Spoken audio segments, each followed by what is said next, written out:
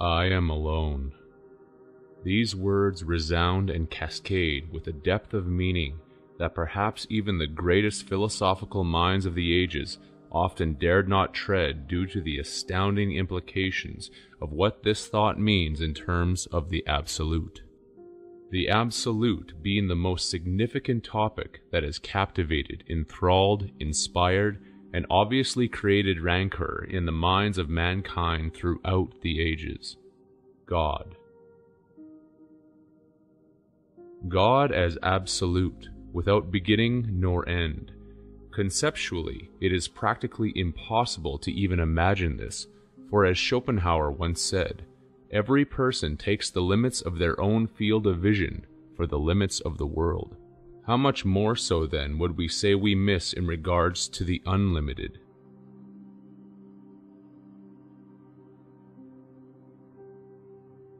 Is it a mistake to say that each individual is gifted with a small spark of perception in that singular viewpoint which is called perspective?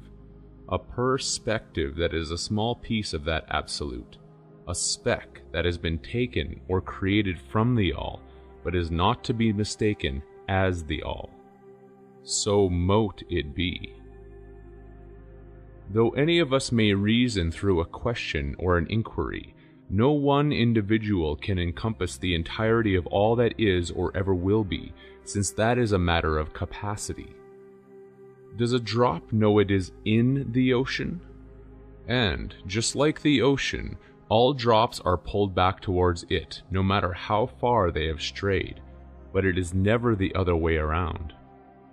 The drop in the ocean is consummate, but separated, it becomes individualistic. It is no different if given the example of a conductor in an orchestra. All notes are drawn according to their measure, and each one has its coming and going upon the soundstage of its existence. All are accounted for. Is this why so many often feel that they are being played? If every one is an individual note, then who is the composer? What type of composition is this exactly? Without drawing any conclusions, and to potentially help us see the meaning of these questions, let us go back to the concept of God as absolute in the beginningless beginning and the endless ending. It is a state of nothing and yet everything. There is nothing to do because everything is already done. How does one begin at the end? How does anything end where it begins? In this state, there is the ultimate conundrum, because there is also nowhere to go. God is nowhere, now here, because God is also everywhere. Where does one go when they're everywhere? Nowhere. There is no time to chase, since God is also every when. There is no need for power, since all power is retained. God sees everything, since there is nothing to see. Hears everything, since there is nothing to hear, feels everything, since there is nothing to feel, and controls everything because there is nothing to control. Infinite potentiality. Omnipresent, omniscient, omnipotent. The ultimate limit is also paradoxically the ultimate limitlessness. Yet, there is also no one else because God is alone, all one.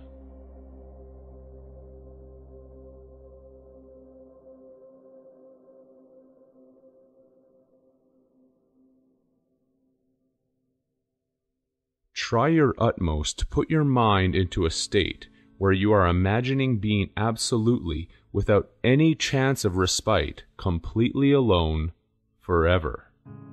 Since there is no time and only time, forever is already in all ways encompassing you entirely. Aloneness is encompassing you entirely. But what exactly is forever? That concept cannot even be fathomed. How does one measure the measureless? If eternal life, how can it have a starting point? All beginnings are demarcated by their endings and vice versa, but how to set a boundary on the boundless? Is the problem of this seen in terms of those who are waiting for eternity to happen to them at some point in the future via certain concepts such as heaven in the afterlife? If the individual is going to exist eternally, then eternity has already begun at conception. Yet, the contradiction that bears down upon this thought is once again at the forefront, since to have a beginning or entrance in this conception means that there was a previous exit which took place, and back of that, there would have been another prior entrance, and so on and so forth ad infinitum. Where does this lead us to then? Nowhere, which is everywhere. How can one wait for eternity? If this were the case, the eternal would be something outside of you that would happen to you, and thus make it redundant, because it wouldn't be eternal at all, since eternity would by its very definition need to envelop all things in all ways, or it would by default be limited. If limited, this would also mean that it is not absolute, and if not absolute, it could not be God. Can it be seen now that through this limitation, the reasons why there can be so many individualistic concepts of God and variations which lead to divisional ideologies and religious denominations?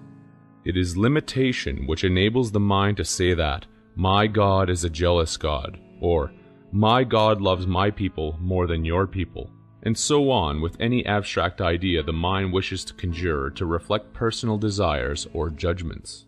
If God can be described, this means that God is founded upon limitations and borders. To scribe something is to mark an outline of it, and as soon as this is done, the aspect of absolute totality is destroyed. To divide God is to destroy God. Can it be seen now why there cannot be any outside saviors?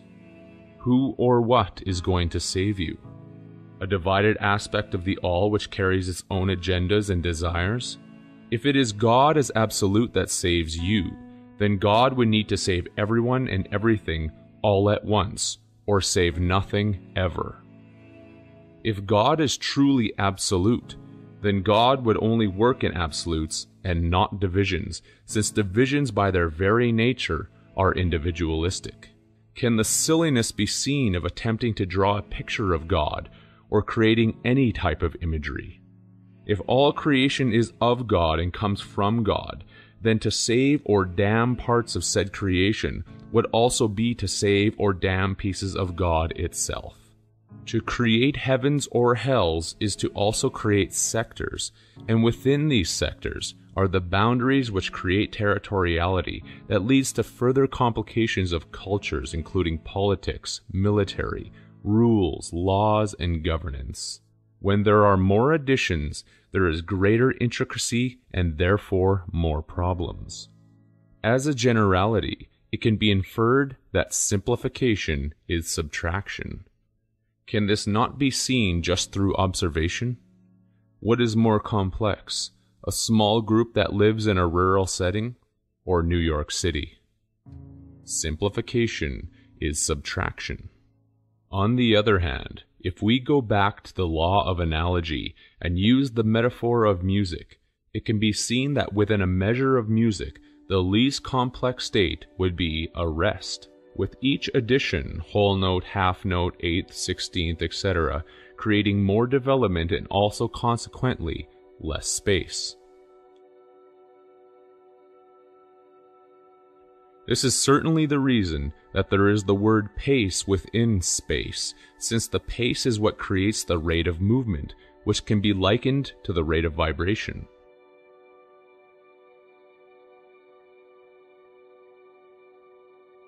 If a measure of music is metered out at the commonly used signature of 4/4 time, there is enough room for one whole note, or 2 half notes, or 4 quarter notes, and so on with each separate aspect of division that may be created within said measure. When the divisions increase, so does the tempo at which each note is to be played. 4 16th notes need to be played 4 times faster than 1 quarter note to equal the same duration of time within the measure itself. The math to fill one measure with 16ths equals 16 16th notes, or 4 quarter notes. The quicker the note, the shorter its lifespan, while of course the longer notes are able to be heard for a longer duration. The more intricate the measure, the harder it is to play. Too many notes in a measure leads to a cluttering or an offense, which could be likened to a trespass. There is only so much room between bars, measures, or suns, as the Hebrew bar means sun, with the phonetic interplay between the words giving the hint towards the musicality of the universe. When the measures become too full, there is an inevitable increase in sound or volume, since the volume is both the magnitude of sound and also the amount of space that can be occupied within a three-dimensional object. This is being shown in the symbol of recorded music with what is known as the loudness wars, where music is being mastered beyond its limitation, which leads to distortion or clipping. The loudness wars, as a symbolic reflection of the actuality of things, began to really make its mark right in line with the symbolic reflection of 9/11 and the bin Laden, or full bin, which is of course a measure that is at its capacity.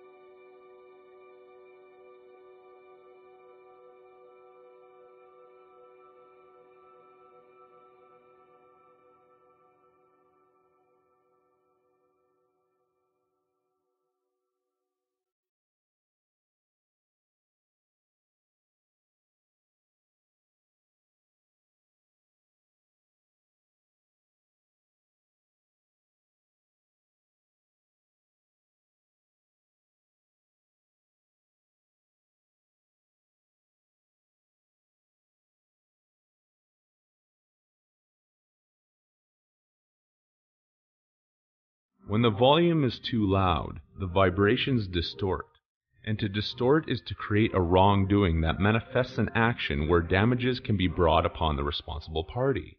This is shown in the word split of distort, with tort being a definition of law for said wrongdoing, and dis comes from the Latin meaning god of the underworld, who is also known as Pluto.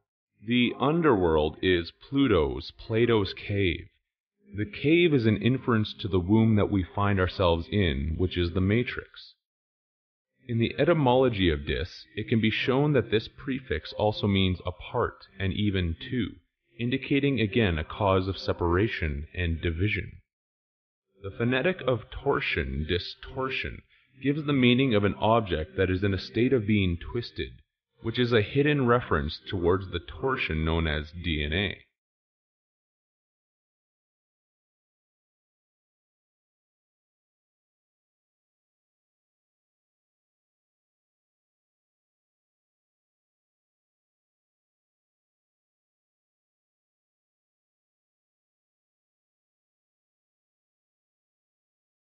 The matrix womb is the cave of the underworld matter, in the lowest dimension where the cycle of birth and rebirth occurs endlessly. This creates a quarantine, as shown directly in the etymology of the French word for 40, which is 40, that represents the 40 weeks of gestation, which is a number that is also heavily symbolized in the Bible for the same reason.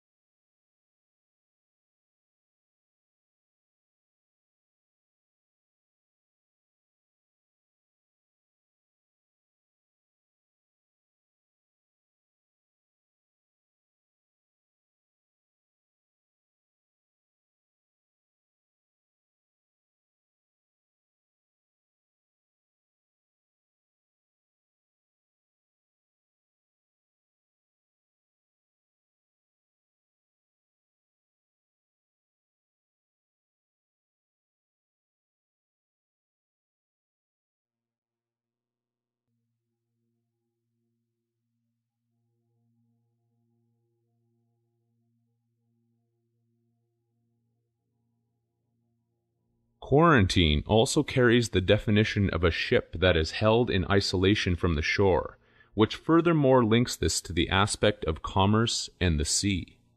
The sea brings one to the womb, which is the mother of all formation.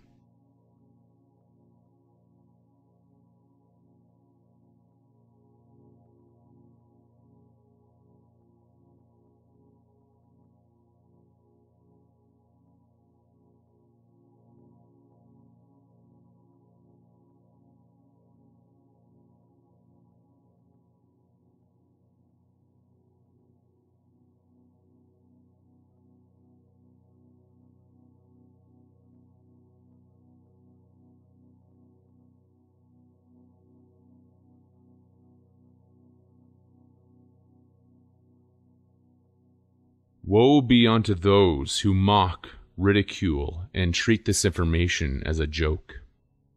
The matrix is admission inside of a group, such as a school, as shown in the term metric, which is an abbreviation of matriculation and is immediately related to the term matrix.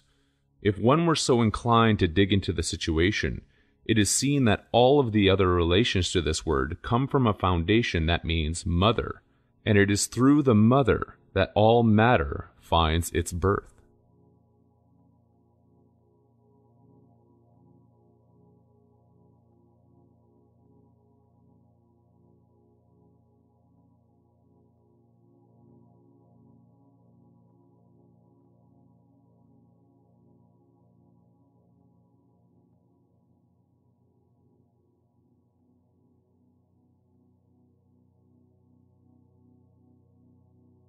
Math is a measurement of all things that matter. Mathematics is truly mothermatics. Matter is mater, which is material, and it is all from mother. Mother is also an anagram of thermo, which finds its meaning in heat, warmth, because all things that come to life from a mother need to be incubated.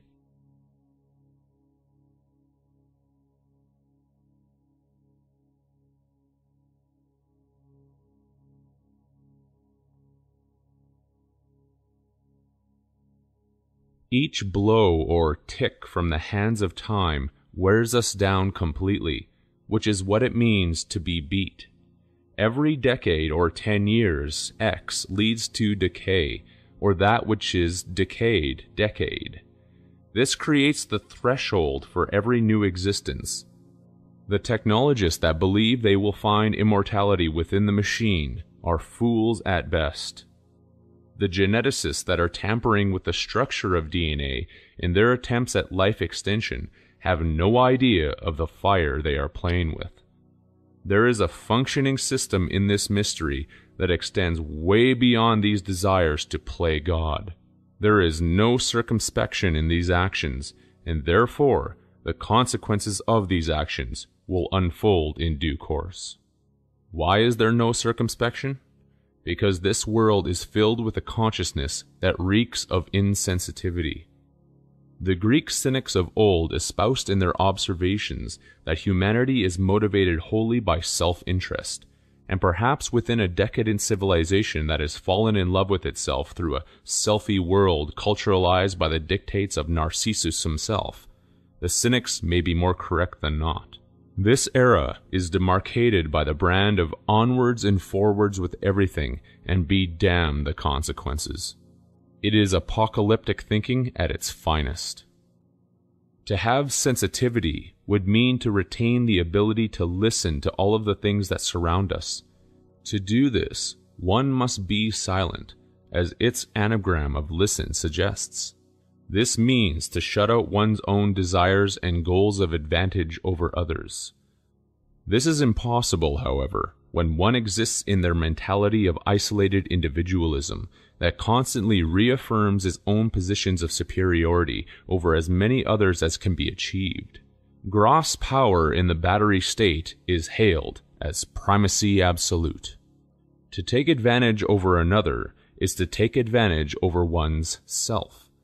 Can the inherent contradiction of this not be seen? The user is the used. Until this is seen, Silence is the order of the ages within the matrix mother, since to be mum is to be silent and secretive, and the informal term of mummy to indicate a mother is still retained to this day.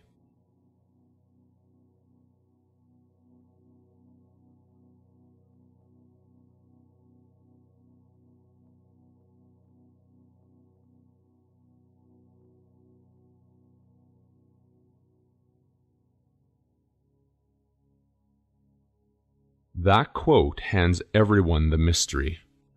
The aposiopesis at the end is a word from the Greek meaning to become silent. The Lord God saw that something had changed man, and something was to be done. The administration of silence was to be carried out. That silence was to be put into the womb matrix of mother matter to remain mum, silent. It is the consistent quarantine of 40 weeks in the rebirth chamber. Hence the prominence of this number throughout the Bible and its consistency with finding a new world or a promised land. Yet still, as close as we are to the revelation, the thickness of egotism and self-importance combined with all of its insensitivities will preclude any from realizing the mystery of why this is the way things are. Within the constitution of this change in man, or the atom, are all the indications that point towards the formation of something foreign and alien.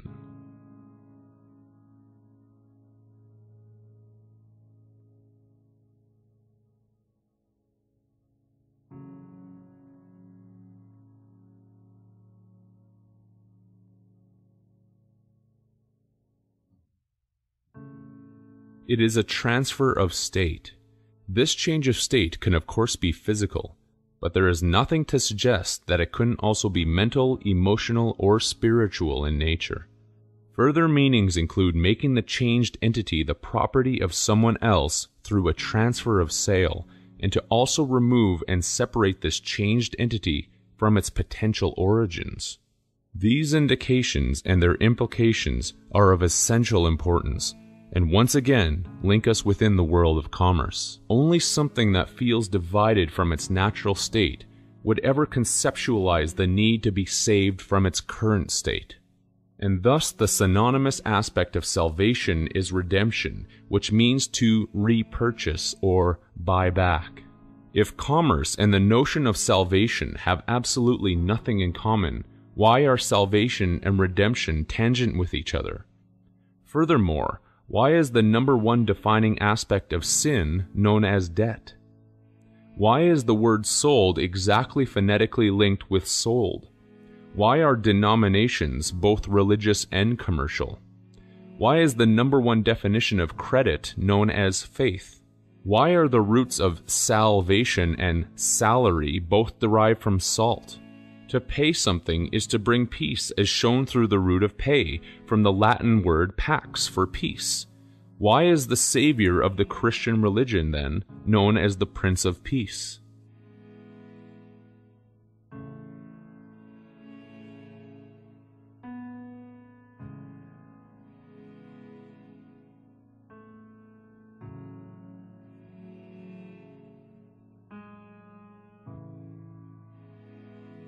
It is without doubt that this is where the French word merci is derived, meaning thank you, since merci is cognate with mercy, which is alleviation of distress, and all of its roots go back to the same commercial terms that have to do with prices being paid and merchandise.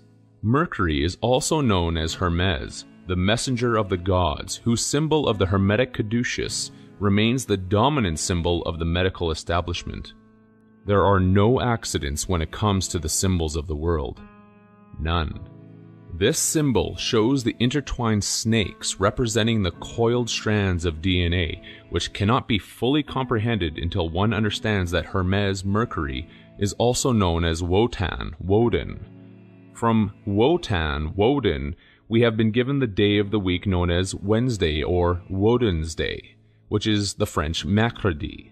This Hermetic cross is the Woden or wooden cross that has always been alluded to in Christianity, that creates the crucifixion to be nailed to the cross. It is not a single savior that is nailed to the Woden cross of DNA, but every single individual that lives and dies, without exception. Life and death simply become reversible aspects of each other, and this cannot be denied in the slightest. As one lives, one dies. And through the law of exchange, as one dies, another must live. Deposits and withdrawals. This alone should be sufficient as a starting point to explain the aging process as related even on a scientific level to cellular division and thus regeneration. The great problem of modern science is that it believes and is convinced nearly everyone else that all of these genetic processes are unconscious and actuated simply through instinctual evolutionary motivation. This is a very unfortunate error in reasoning, regardless of how much microscopic observation has been accomplished thus far. The wooden cross found its correlation within the epic poem of Homer, the Iliad, as depicted in the metaphor of the wooden horse. Perhaps the quote from Manly P. Hall's Secret Teaching of All Ages can now enlighten one further regarding this allegory as it relates to birth and death.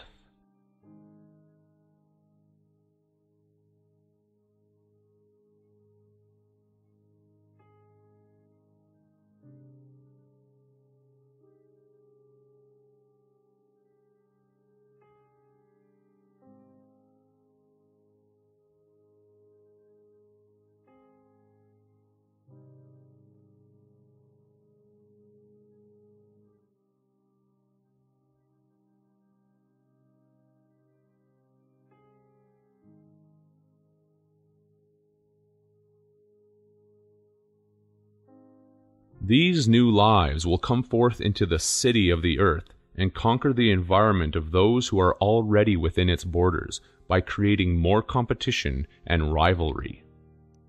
Another great symbol of this is shown within the modern world when people go to the airport. The airplane is the new metaphor for the horse, and it is shaped exactly like a phallus to ensure the veracity of those who created the schematic. A person needs to go through the departure gate, which is the symbol of those who have died and are moving on to a new place.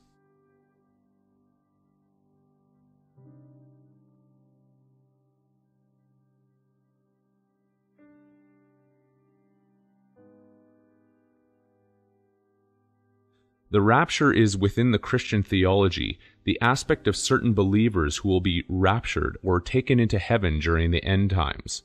This is absolutely correct, because death for each individual is the end times, whereby the spirit is siphoned upwards in ecstasy. Within this world, the symbol of the phallus plane takes the passengers' raptures up to heaven, which is in the clouds, exactly as most people have been trained to imagine what heaven looks like through the media and even cartoon depictions. The raptures stay in heaven for a while as they are delivered by the pilot who flies in the cockpit. Of course, it's called a cockpit because the plane is phallic-shaped, and the pilot is a phonetic play on words as alluding to the Roman curator Pilate that ordered the crucifixion of Jesus. It is imagined that for those hearing these words, that it will be difficult to not think of these aspects when inside of a plane alongside so many other passengers.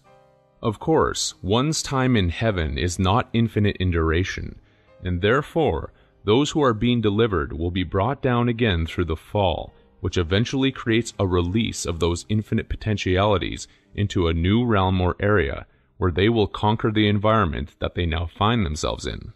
The new competition for the environment are called the arrivals, which is exactly right. Arrivals are rivals, because a rival is someone that you are in competition with, but also someone that is your match. What better match than to pit man against man? The only actual mythology of man is that of cooperation, because the actuality of his and her existence is that of competition and rivalry with idealized personalities that are painted with the veneer of friendliness simply for the sake of individual advantage. The notions of love that are carried in the hearts of mankind still retain so much tribalism and separatist clauses to identify with familiarity over revelation, borders and restrictions over openness and inner emancipation. This level of thinking is the true darkness that exists in the world, and until it is expunged, there can be no progress beyond the physical material realm. Until then, the human race continues, and as with all races, the finish line is found at the start line.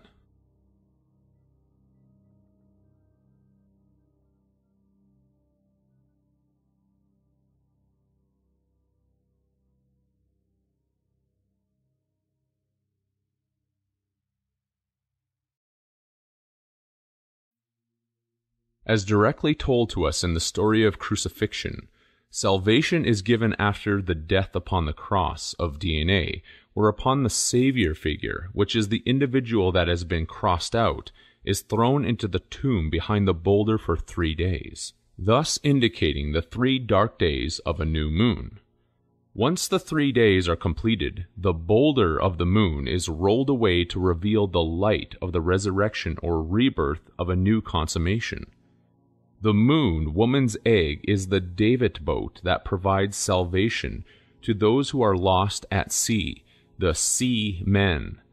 The great mothership moon sends out countless numbers of David boats or tenders from each woman to create the withdrawals which forms the luck or light of the draw. To draw is to take something out and haul it away. From untold numbers of potential seeds, each David boat is usually only able to take on 1 passenger. Is the analogy becoming clear, or is it simply more convenient and comfortable to the mind to continue believing in the nonsense of scientific unconsciousness and evolutionary randomness? Death puts one on the bench to ride the pineal gland as a frozen asset in the winter of one's own existence. It is to be put below the 32nd degree, whereas salvation is to be brought above the 32nd and into the light or life of the 33rd, which is the reading of the Hermetic mercury thermostat above 32 degrees Fahrenheit. The salvation happens at 33, where one takes their birth of off ice, as the definition of birth shows, meaning office. The exchange of life to death and death into life is completed. Mother thermo heat manifests the situation of a new mental acquisition that is thought out. Heat is also correctly associated with light, since it is fire, electricity, that brings its light out, while cold is to be associated with darkness and the absence of light.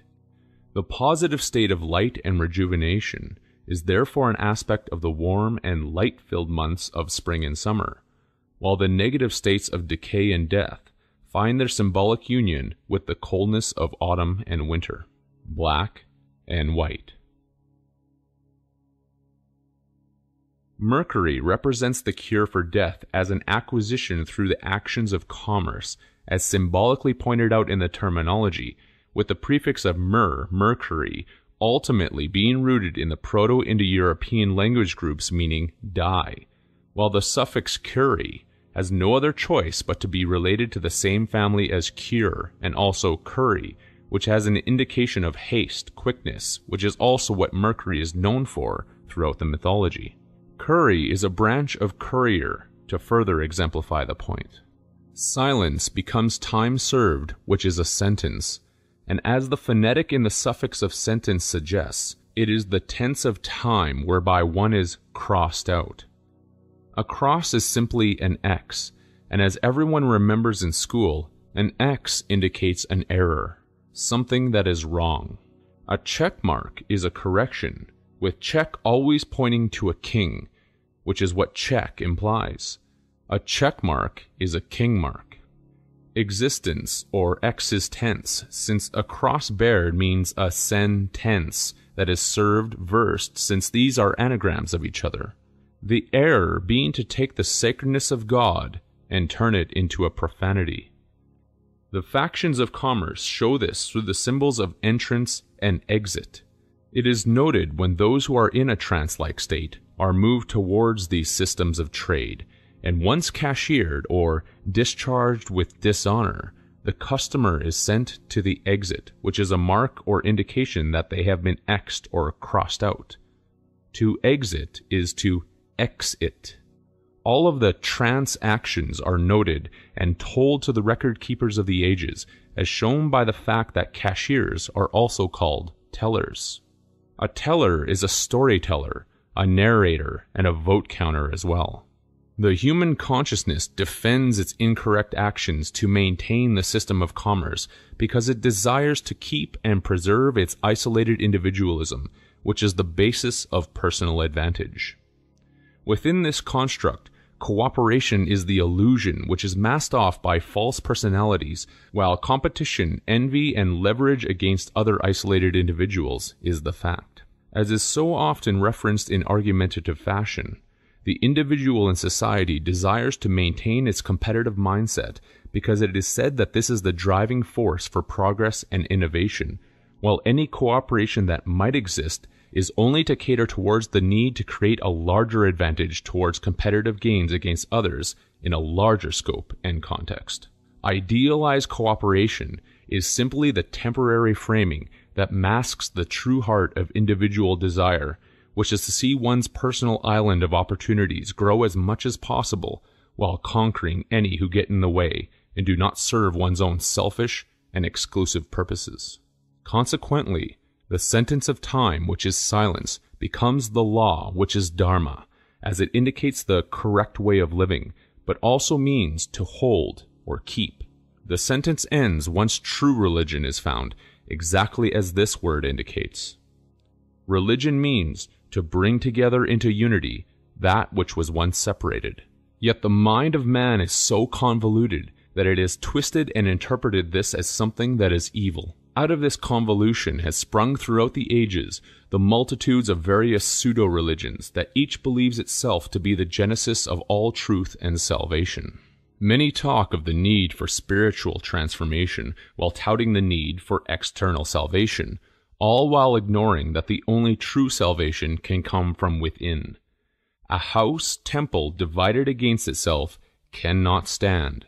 It will fall, and the individual creates the very template for his and her own self-destruction. Desire and attachment create the fight within oneself to constantly get away from where one is to where one wants to be, which is to cater to the realm of illusion. It is inner turmoil which creates an ionic discharge, because there is never satisfaction in where one is. Ion is from the root meaning to go for this reason, and is cognate with Isis. Isis represents the mother, which keeps the wards silent, which is very much the reason that every mother is also called a mum, because mum is an informal term for secrecy and silence, but also for a mother.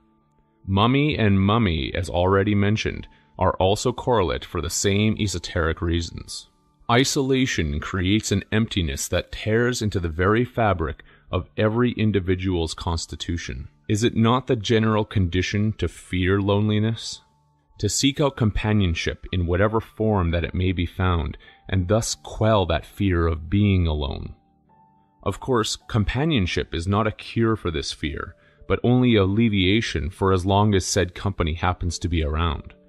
Once loneliness is the situation again, the same desire arises to be around others, which occurs through the same projected fears. This is experienced through various degrees in each individual, and taken aback to the metaphor of the ocean, as each drop is a singular reflection of the whole. Whose image of this fear are we projecting? Or do we simply reiterate the adage that we feel disconnected from Source? If God at Source is an absolute aloneness, this would also mean that God at the root would be componentless, since components need relation to find their meaning, and this would therefore require separation. Since God at this state would be the epitome of completeness in a totally undivided state, there is zero room for comparison. God is therefore the thing in itself, incomparable, a single monad. No matter where God is, there God is. Through the contemplation of these ultimates, let us say that God wanted to make an attempt to get away from itself. The only plausible means to do this would be to create variations, and so perhaps the first one began. God divides the monad of itself, which becomes the creation of exact opposites. Again, a conundrum exists because where does the split begin from, or end up? Where does the division of eternity occur? Since limitlessness cannot be divided, one might infer that instead of a quantitative split, there would instead be a qualitative division. It seems that an illusion of sorts may have to be created, or the paradox itself is partitioned, and hence we now have the basis behind the ultimate symbol of black and white, otherwise known as good and evil. Can it be seen now that through this inference, the root of all causes can be neither God nor that opposing aspect called evil, but instead there is a third, undivided state which is the essence and source of all creation, since neither of these dualistic divisions can be the original? The implications of this are enormous, which is still an understatement.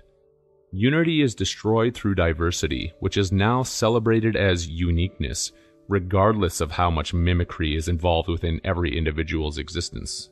The more diversity, the more insensitivity there is towards unity, until the actions towards unification actually become discouraged altogether, which is why there is even competition at all. Competition cannot exist without comparison, which creates an adjudicative comparatition, which is laid upon a foundation of fear and contempt. This contempt manifests the envelopment of disrespect towards everything sacred, which becomes the profanity of the ages. They are called ages because anything that has its being inside of the ages does exactly that. It ages, and is therefore a part of the mortal coil which is ever seeking substantiation through the temporal. As a consequence of this, mortality is simply a never-ending reiteration of the principles of immortality, yet it never hinges onto the qualitative aspects that make immortality an actuality. Every individual is chasing after concepts and goals, which forever become the desires that incessantly need to be reconstituted, and thus creates a wheel, which is logarithmically the formation of time itself. Time, for this reason, ever moves in a circular fashion, with its endings always rooted back in the beginning. God has proven that God can never get away from itself, and every attempt only tests the limits and thresholds of pain. The human race, therefore, finishes its course where it began, and remains in the wheel of silence. The gods of Genesis, who sought to keep man silent, did so using very advanced principles of energy and vibration, which has been imbued through the mathematical scheme of linking every individual as a sine wave that is put out of phase.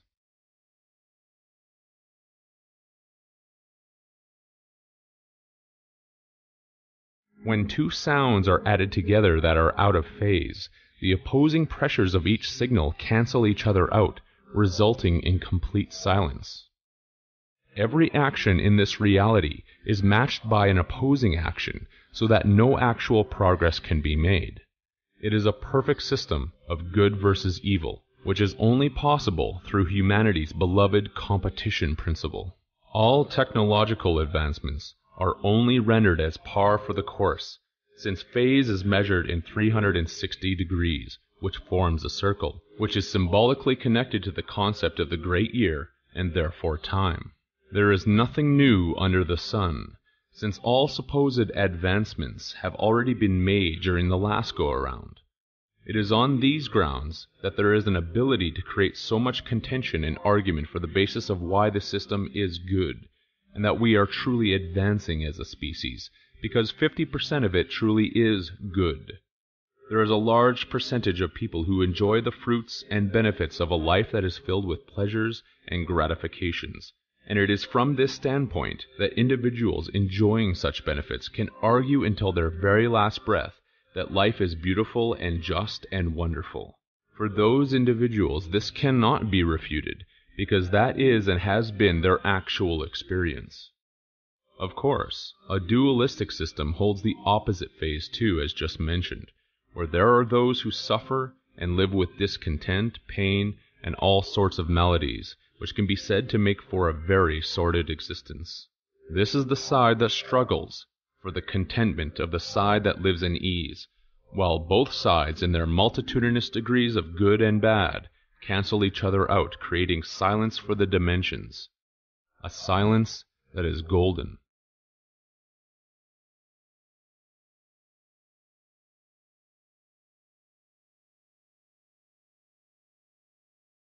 The mind is the labyrinth which creates the endless chase after the components of time, which is worse than a fool's errand. A fool's errand that is ever desirous towards a future that can never be caught, directed from a past which can never be found, that are juxtaposed on either side of that which is closest to the truth as seen in the present. Despite the association that will undoubtedly be referenced by many to the commonly used cliché, the presents are presence, which is one's current state of being, that is an unfortunate set of delayed and latent reactions towards the inevitable, since inevitability is a symptom of the temporal, while the evitable is not a tool found in the instrumentation of time. We mind for gold, because that is what creates the silence of time, which is but a transient liberty that is wasted more often than not. The ending of time, and thus immortality, is found only when the mind itself is undivided, and this is only possible when the heart has found its correction.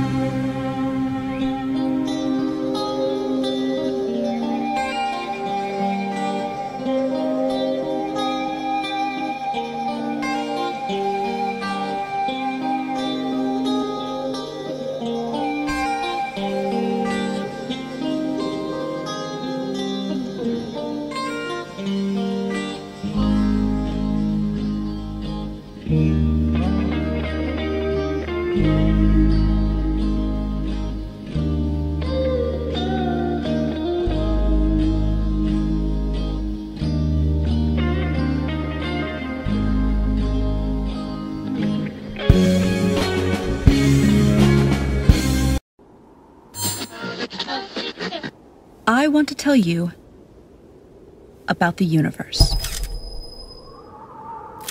What it is, how it came to be, what its building blocks are. I want to tell you how the future creates the past, which then creates the future.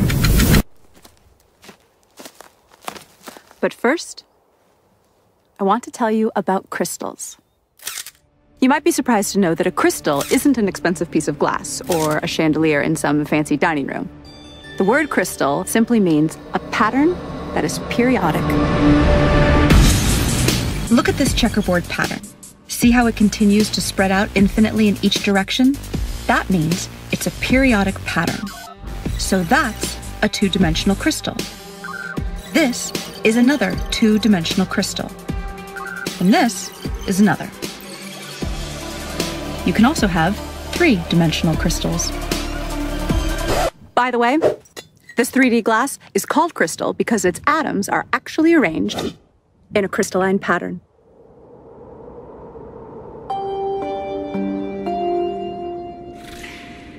So, see how I'm projecting this three-dimensional crystal to a two-dimensional image on the sand? See how the 2D projection looks distorted because of the angle of the projection? That 2D image also has a pattern, but it isn't periodic. So, it's not a crystal. But there's a deep connection between the 2D object on the sand and the 3D mother crystal. This distorted 2D pattern is called a quasi-crystal. A quasi-crystal in a certain dimension, in this case 2D, is a projection of a crystal in a higher dimension, in this case 3D. A group of physicists in Los Angeles is working on a new physics theory where a particular 8D crystal, yep, that's right, an 8-dimensional crystal, is projected to 4D at a very particular angle, which forms a 4D quasi-crystal. And from this 4D quasi-crystal, they derive a 3D quasi-crystal, which they believe is the fundamental substructure of all of reality. This 3D quasi-crystal has a fundamental building block, a tetrahedron, which is a three-dimensional equilateral triangle. The size of each edge on this shape is the smallest possible length that can exist. This is called the Planck length. It's 10 to the 35 times smaller than a meter. So you know how your TV screen is broken down into building blocks called pixels? A pixel is the smallest possible indivisible unit of the 2D screen. So think of reality as your TV screen, but in 3D. And think of the tetrahedron as a 3D pixel, the smallest possible indivisible unit of reality. The tetrahedra in the quasi-crystal combine with other tetrahedra, using complex mathematical rules, to fill up all of the space in the universe. Each tetrahedron only has a few specific states in which it can exist at any given moment. And because of the rules of how these pixels connect to each other, if one tetrahedron is in a certain state, this dictates the states of many other tetrahedra throughout all of space. But here's the weird thing. If a certain tetrahedron can be in any one of just a few possible states in a given moment, who or what chooses the state it should be in at any given moment? Well, for such a choice to be made, we need to scientifically, mathematically, and logically bring in a new element into physics. And that element is consciousness. If you're not a scientist, you might be surprised to learn that nobody actually knows the exact value of the speed of light. We have a close approximation, but not the exact value. The closest we can get to measuring it has to do with the precision of our machines. But no matter how precise our machines get, we will never be able to measure the exact speed of light without a theory that tells us what it is and why it is. And none of the current physics theories do that. Oh, look, Professor Einstein, you look so cute. So I look pretty here? Yes, yes. No, wait, that's my bad side. But if I go... Ja, das ist gut. What if I stick out my tongue like this? Sehr gut. Oh. Our best physics theories, Einstein's theory of relativity and quantum mechanics, both use the speed of light as a starting point.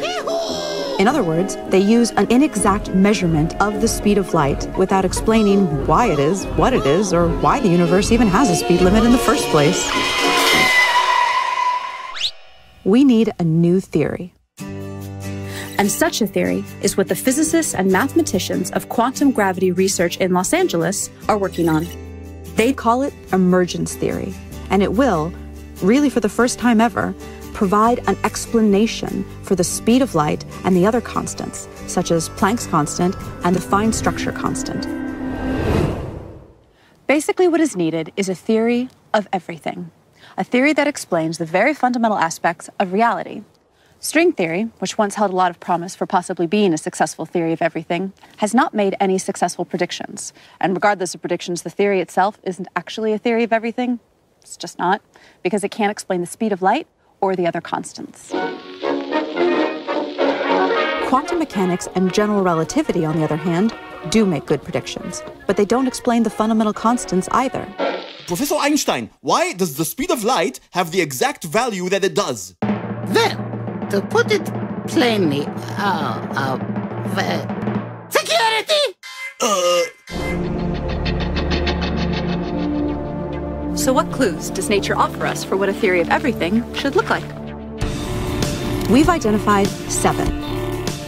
Information, causality loops, non-determinism, consciousness, pixelation, E8 crystal, and the golden ratio. A growing number of physicists are saying reality is made of information. What does that even mean?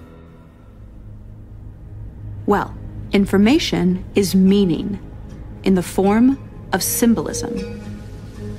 A language or code provide this kind of information conveying symbolism.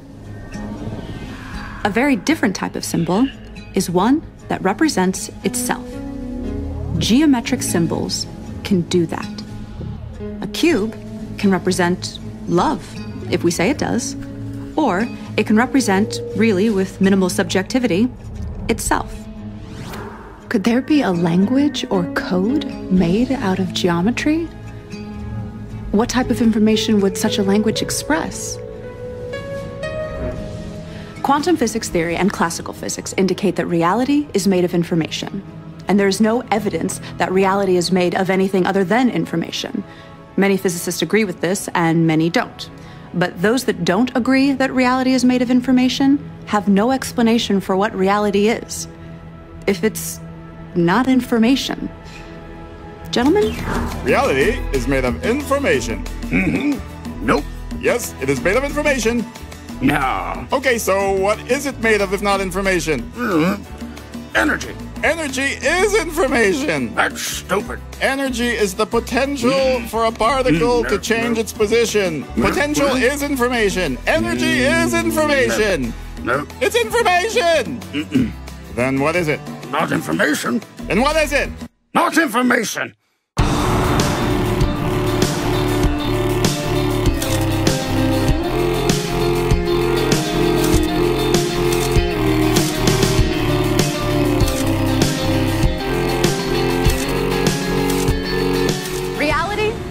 Geometric. A geometric language in the form of geometric symbolism, the type of symbols that represent themselves, might explain how a geometric reality can be made of pure information. Information implies meaning. But what is meaning? Meaning is a comparison. That's what we do. But we do it so fast we don't realize we're doing it. We look at something and we match it to something from our database. We say, that is a crosswalk. That is a building, not a crosswalk. That is a window, not a building. So meaning is the perception of something relative to something else. So therefore meaning is subjective and requires choice. Can we get some dramatic music here? Because meaning is subjective, for it to even exist, it needs to be perceived or measured by some form of consciousness. Einstein showed how the past and the future exist simultaneously in one geometric object. So all time exists all the time. Let me say that again. All time exists all the time. I know that sounds kind of weird and unintuitive, but we have to kind of suspend our common sense.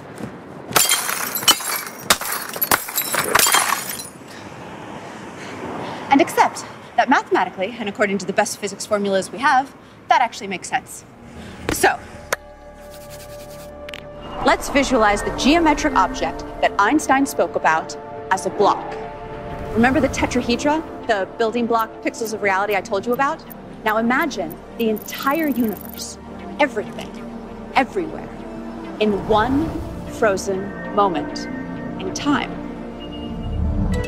Like a single frame in a movie. In this one frame, all of reality everywhere appears frozen in this one position. Let me give you an analogy. In a movie shot on 35mm film, there are 24 frames a second. There's no actual movement in a movie. There's just a sequence of frozen frames. Now remember how I told you about the Planck length of space, which is the smallest length possible? Well, there is also a Planck length of time, and it is much shorter than 24 frames a second. In fact, it's 10 to the 44 times shorter than a second. Okay, so back to our frozen frame of reality. The entire universe in one frozen moment, one frame. But instead of a frame in a movie, it's a frame in all of reality. Now, imagine the next frame. Each frame is different from the previous one, just like in a movie.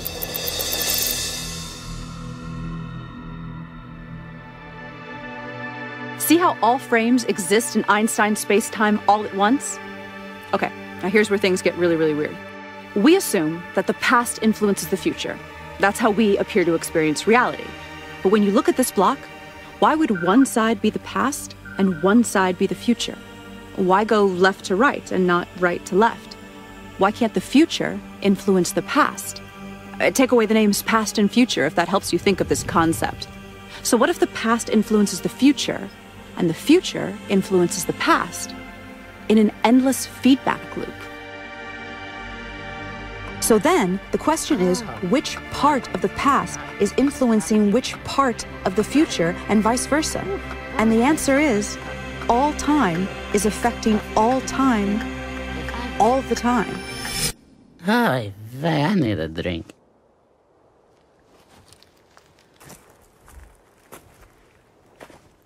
Is this even possible? Can me 20 years from now influence me now, just as I influence her?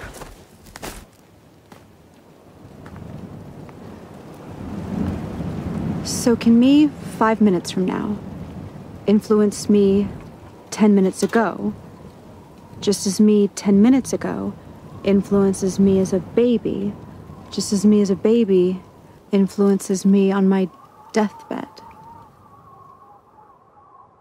This is too weird to even grasp.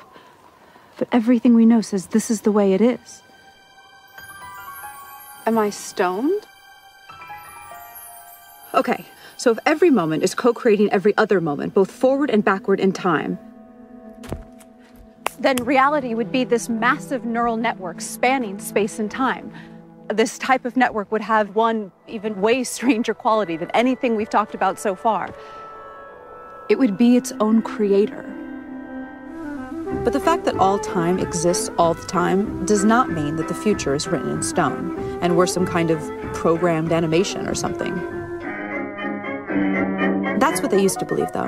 Years ago, it was popular to believe in the somewhat bummer idea of reality being a deterministic program playing itself out. Light is scattered by electrons and bounced off electrons. The famous double-slit experiment ruled out determinism. Look it up if you've never heard of it. It's wild and is one of the cornerstones of modern physics. But for now, take my word for it. It ruled out determinism and ushered in a new era of non-determinism, or basically, free will. So, how does free will work? One of the most surprising discoveries of quantum physics is that reality only exists when it is observed. That literally, particles do not exist until they are observed. famous physicist John Wheeler, he's the guy who came up with the term black hole, says that reality is made of information, which is created by observation. The observation must be made, he says, by something conscious. And Nobel Prize winner Frank Wilczek said that quantum theory is contentious and obscure, and that it will remain that way until someone constructs, within the formalism of quantum mechanics, an observer, a model entity whose states correspond to a recognizable caricature of conscious awareness. An entity, an observer. So Frank Wilczek is basically talking about an entity, not necessarily a human being or an animal, that is capable of generating information by observing and measuring. But what would that conscious entity be? Well, we definitely know that consciousness exists in the universe. I mean, at least in us humans, right? I mean, I'm conscious, you're conscious, he's conscious, I think. I'm conscious! I'm conscious!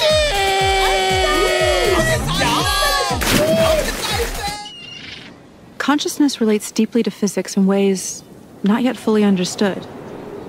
In fact, consciousness is kind of like one of the least understood things in all of science. Nobody knows exactly what it is. Weird, right? So if reality is pure information, if everything, energy, matter, thought, if it's all information, then it becomes clear that reality deeply ties into consciousness in some way, as if the fundamental stuff of reality is somehow consciousness. Did consciousness and information somehow emerge in a causality feedback loop? German physicist Werner Heisenberg developed the first equations of quantum mechanics using a type of math called matrix theory. He deduced that space and time were pixelated into indivisible three-dimensional Planck-length units, just like the two-dimensional pixels on your computer screen. It's good to be made of pixels. The mathematics indicated this. Mathematics. I love mathematics. Your pizza, Professor. And pizza. Oh, I love pizza. Especially pixelated pizza. And interestingly, there was no solid experimental evidence for smooth, in other words, not pixelated, space-time. Pizza. Not pixelated! Not pixelated! Pixelated! We are not pixelated! Not pixelated! Yes, you are, morons. Your mother is pixelated! This is smooth. There is no evidence of that. And the mathematics show it is pixelated, so it must be pixelated. Oh, that's interesting. Bullshit. It must be pixelated. Bullshit, bullshit, bullshit, bullshit. On the other hand, most scientists agree that a length can be no shorter than the Planck length, which suggests reality is pixelated. There is no length shorter than the Planck length. That means reality is pixelated. I'm not pixelated! I'm not! Dude, you're kind of being a little like one of those people who deny evolution because they can't handle the fact their ancestors were monkeys. Are you a monkey? Huh? Are you a little monkey? We believe that until a quantum gravity theory of pixelated spacetime is discovered, the issue will remain confusing for everyone. What type of geometric code would describe a pixelated reality? 80 years of smashing particles together in particle accelerators, such as the famous Large Hadron Collider in Geneva, have given us a strange clue that all the fundamental particles and forces convert into one another. Like they literally transform from one to the other, according to a process called gauge symmetry transformation. And all of these conversions correspond to a shape. And not just any shape, an 8-dimensional shape. Now this shape forms a crystal.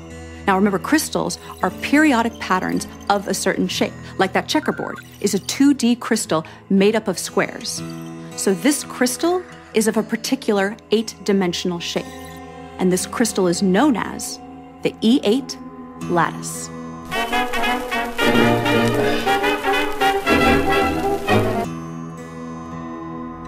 To generate that 3D quasicrystal, the substructure at the pixelated fabric of reality, we project this 8D crystal to 4D. And then we convert that to 3D. Now, just like the basic cell shape of the 3D cubic lattice is the cube, the cell shape of the E8 lattice is an 8D shape with 240 vertices. We call it the Gaussian polytope. When the Gaussian polytope is projected to 4D, it becomes two identical shapes of different sizes. The ratio of their sizes is a unique number, 0.618, also known as the golden ratio.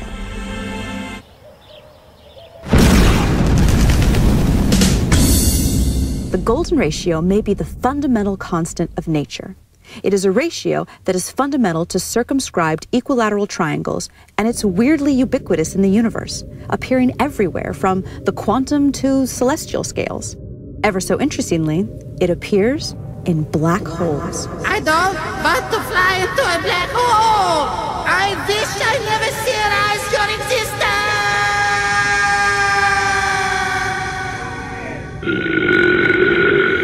Okay, let's get serious for a second.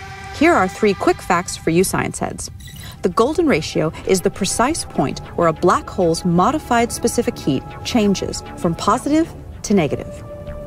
And it is part of the equation for the lower bound on black hole entropy. The golden ratio even relates the loop quantum gravity parameter to black hole entropy. Why does this support the claim that the golden ratio is the fundamental constant of nature? Because a theory of everything must unite general relativity with quantum mechanics, and a black hole is where these two theories converge at their limits. Okay, so bear with me through some really weird math right now, and I'll reward you with some amazing footage of John Malkovich getting a pie in the face. There's a type of mathematics called matrix mathematics. No, not that type of matrix.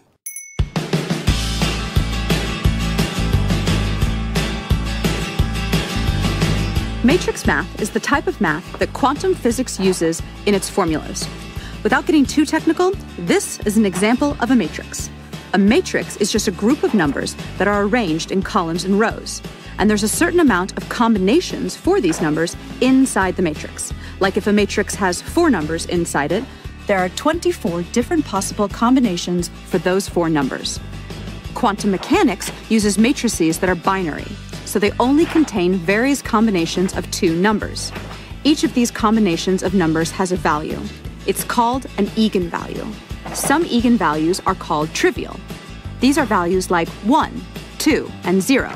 And some are called non-trivial. And those are all sorts of more complex-looking numbers. So, here's the interesting part. Where's that interesting part? Oh, yes, here.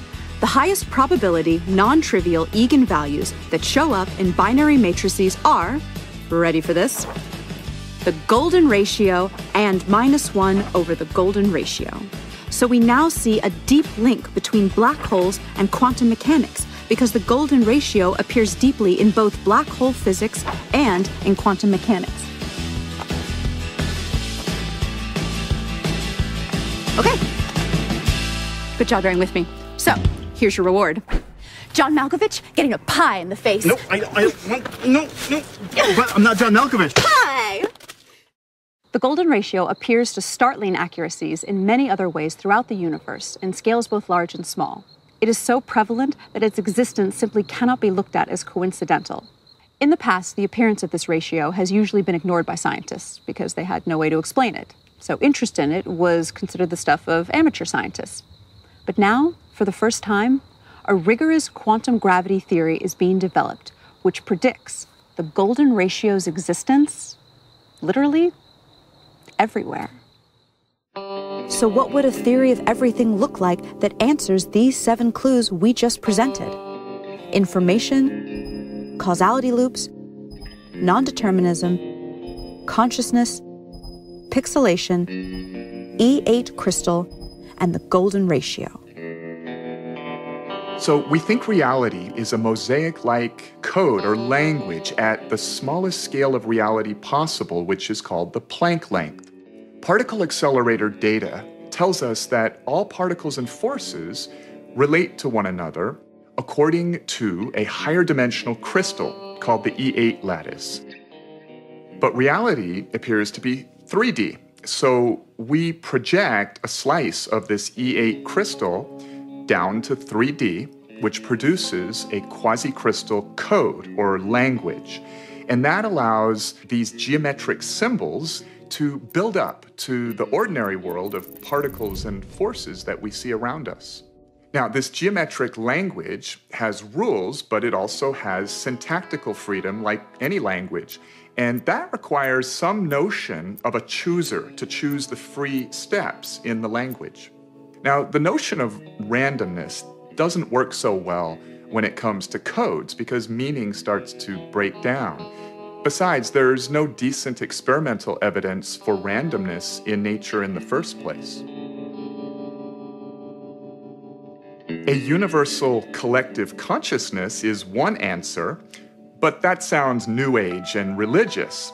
Now, nowadays, a good number of physicists discuss the idea that our whole universe is actually a code-based simulation in some fantastically powerful quantum computer in another universe.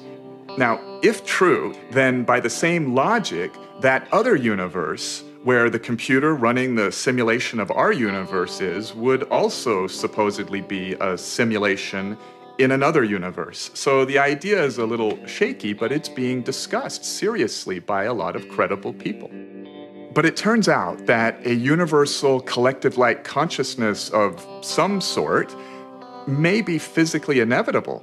Now, we don't need to anthropomorphize this idea or make it religious or spiritual. To follow why, let us start with the idea of the collective behavior of cells in your body, each a single-celled microbe living its life. A long time ago, only this sort of cellular life form existed here on Earth. These little guys were not too smart, but they did choose what direction to swim and could chase nutrients, reproduce, and run from dangerous things. They made choices with their very simple systems of environmental awareness and desire to survive.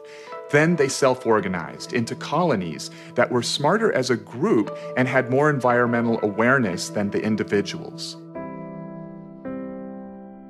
Eventually, animals such as humans emerged. Sophisticated forms of awareness and consciousness now float on an ocean of 37 trillion living cells, self-organized as a human being. It is specifically the laws of physics that caused electrons and quarks to self-organize into 81 stable atoms, and from there, into human consciousness. And physics places no upper limit on the amount of energy and matter that can self-organize into conscious systems. Physics allows the possibility of all the energy in the universe to eventually convert into a single conscious system that is itself a network of other conscious systems, a massive, technologically based collective consciousness. Given enough time, anything that can happen will eventually happen. By this axiom, this system of universal consciousness has already emerged somewhere in the frames of space-time ahead of us. Because it is possible, it is inevitable. In fact, according to the evidence of retrocausality time loops, that inevitable future is co-creating us right now, just as we are co-creating it. When humanity discovers the theory of everything, it will usher in a new age of prosperity. For example, clean, cheap energy, leading to the eventual elimination of poverty. As a nonprofit, Quantum Gravity Research relies on crowdfunding to support our scientific progress. Even a $5 donation is meaningful and moves this mission forward. To participate in the adventure, visit quantumgravityresearch.org and click on Support Our Work.